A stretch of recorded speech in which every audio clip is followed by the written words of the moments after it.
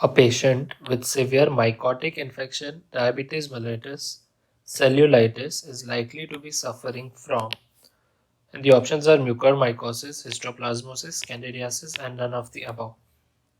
Now, in many ways, this question is very important because post-COVID, the number of black fungus or mucormycosis have significantly increased, and such questions are likely to appear in exams now onwards. Now, mucormycosis is the answer. Now, what is mucormycosis? Also known as zygomycosis, which is characterized by an opportunistic fungal infection. Now here the keyword is cellulitis, which is only seen in mucormycosis and not the other two varieties.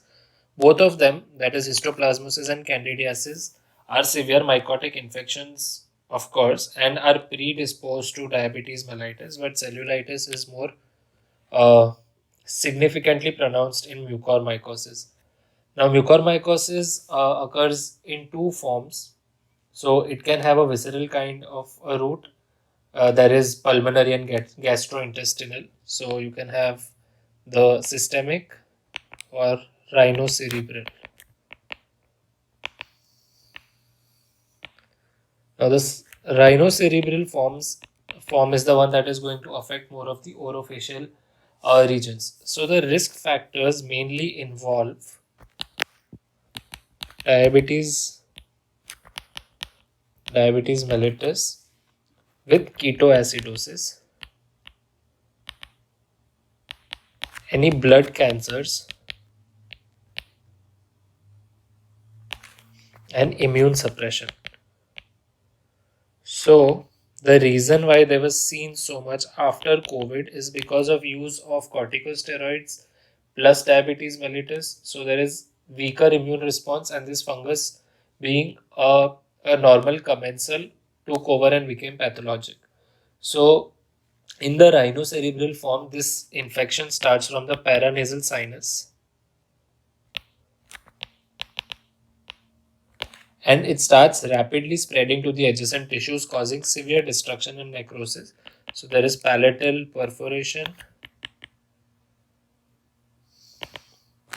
which affects the orbit and base of skull. The lesions appear dark or rather black in color, covered by necrotic tissue,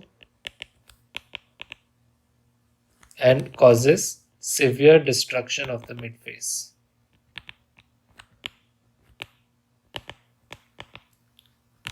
It has to be surgically treated, and of course, you need systemic antibiotics like amphotericin B. Most of the patients really give away, they succumb to the disease because it is highly morbid. So, mucormycosis here, this image shows the lesion of maxillary sinus, and this is the photomicrograph of the fungus.